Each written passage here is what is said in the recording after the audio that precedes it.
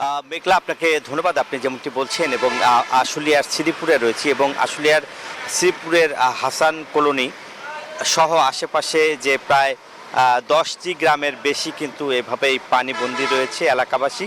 এবং আমরা যদি আপনাদের দেখাই যে এটি একটা সড়ক পথ, সেই সড়ক পথ কিন্তু এখন নৌকা দিয়ে যাতায়াত করছেন এবং নৌকায় চলাচল করছে মানুষ জীবনের ঝুঁকি নিয়ে।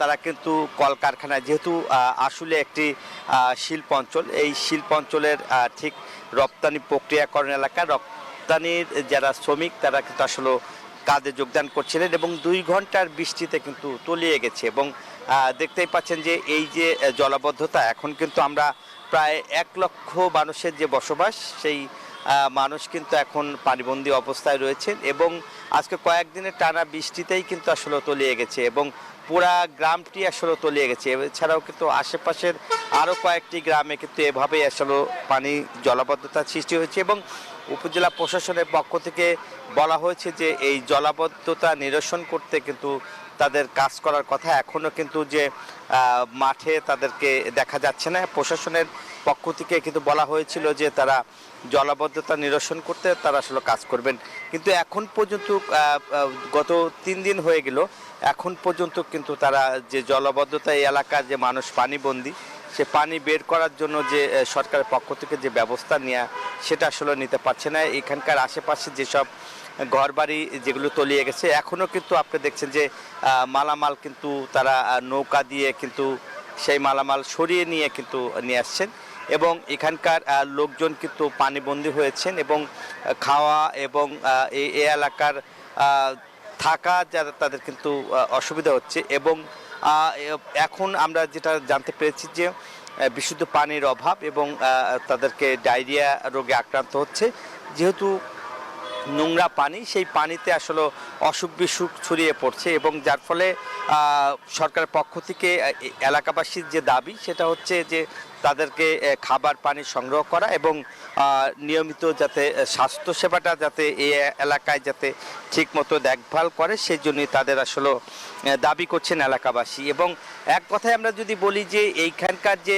মানুষ যে পানিবন্দী হয়েছে এবং অফিস আদালতও কিন্তু পানি নিচ্ছে এবং এখন পর্যন্ত তারা বলছেন যে পানি নিষ্কাশন করতে সরকারের পক্ষ থেকে এগিয়ে আসার আহ্বান জানাচ্ছেন। এছাড়াও যারা পানিতে বন্দী রয়েছে নিম্ন আয়ের মানুষ, তাদের যদি শুকনা খাবার এটার যদি সরকারের পক্ষ থেকে দেওয়া হতো তাহলে হয়তো সুবিধা হতো। এই ছিল আমার কাছে সাভারের আশুলিয়া শ্রীপুর থেকে জলাবদ্ধতার সর্বশেষ খবর। একই খবর জানতে আর এক সহকর্মী রয়েছে গাজীপুরের কালিয়াকৈর, যাচ্ছি সজীবের কাছে। সজীব।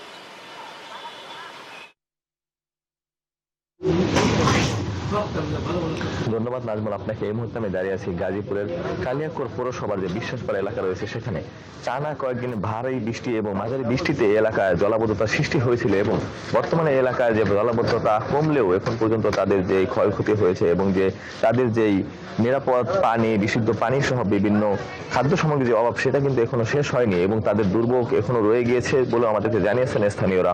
তারা আমাদেরকে বলেছেন যে এই এলাকা নিচু হওয়ার কারণে সামান্য বৃষ্টিতে এলাকায় জলাবদ্ধতার সৃষ্টি হয়, যে কারণে এলাকার মানুষের স্বাভাবিক জীবনযাত্রা যে মান রয়েছে তা ব্যাহত হয়। এবং তারা আমাদেরকে এটাও বলেছেন যে এই এলাকার প্রায় 2500 পরিবার এই পানিবন্দী অবস্থায় ছিল গত 1 সপ্তাহ যাবৎ।